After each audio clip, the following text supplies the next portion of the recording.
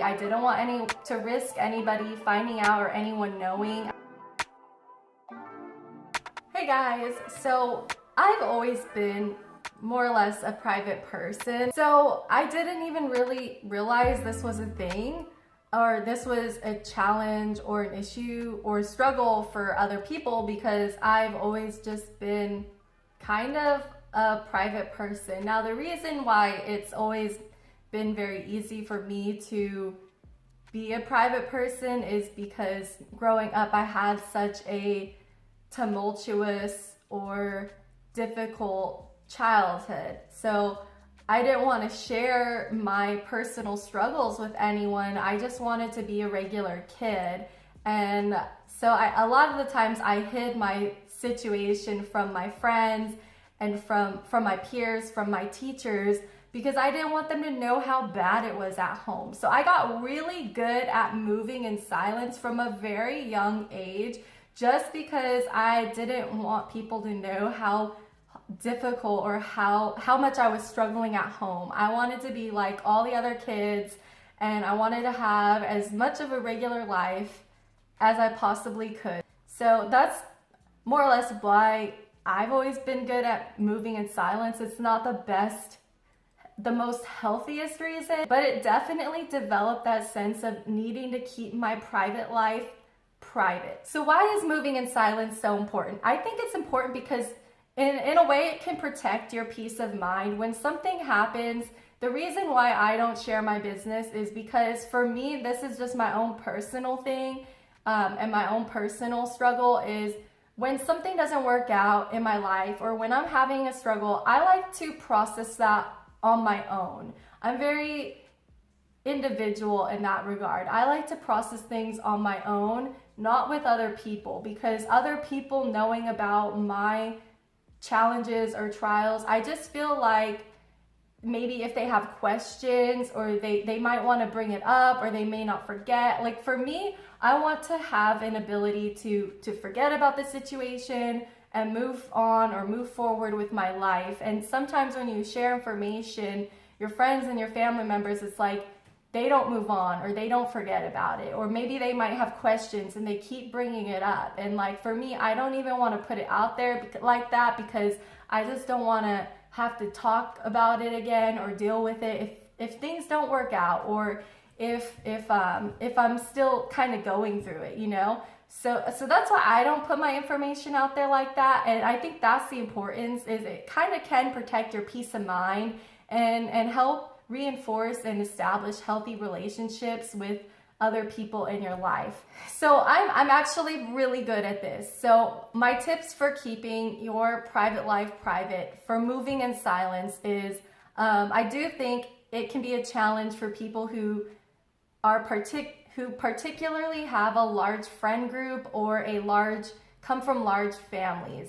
And also when that friend group is very close, and when your family is very close to you. So my first advice for this is set up some boundaries with your family and friends. And when they're asking for information, be respectful. Respectfully tell them, like that's just, I'm not prepared to discuss that at this moment, or, I'm just not ready to talk to that. Be respectful, be kind, be courteous, but your repetition of that, like I'm not prepared to discuss that, because the thing I know from experience about nosy family members, nosy neighbors, nosy friends, is they will keep poking and prodding until they get that information out of you. Like they will not stop until you tell them the details. And guess what? When you get big news or when something's going on, you're gonna want to spill the beans, okay? Like that's your first instinct. So I think that's also something, if you want to really move in silence, you have to overcome that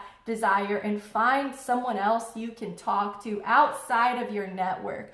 That way you can release that desire to talk about what's going on in your life, for good news and bad news, because that's our first instinct, right? Is to go to our community, go and tap into our network, and to just vent, just let it out, or just share the exciting news with everyone. Like I'm going on this big interview and I'm so excited.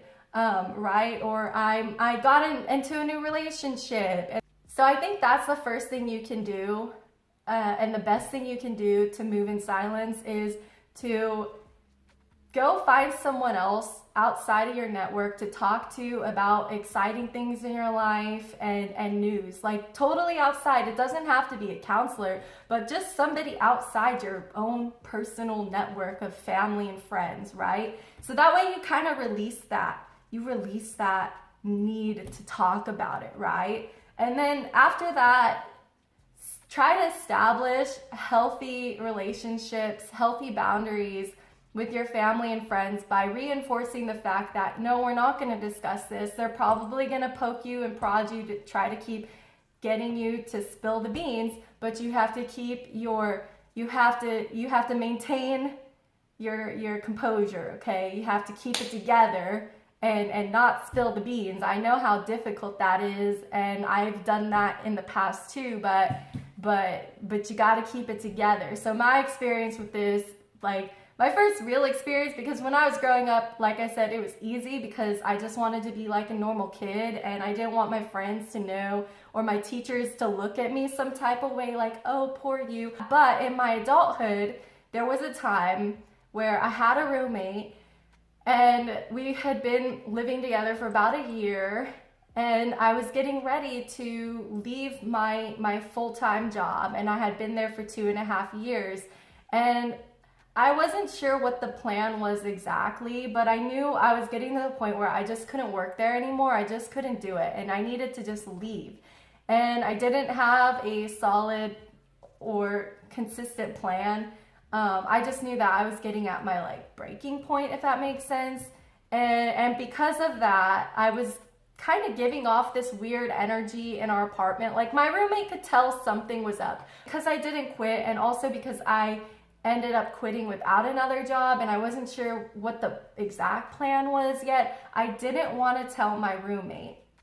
And so she kept asking me like, hey, what's up? Like I feel like and I had to kind of keep it together because I didn't want to tell her, because actually also not only did we live together, but we worked for the same company, not in the same department, but we worked in the same company. And she had kind of not intentionally like she was trying to do this, but she had like kind of loose lips, if that made sense. So I needed to get the plan down for myself before I started sharing with her that I was thinking about quitting my job.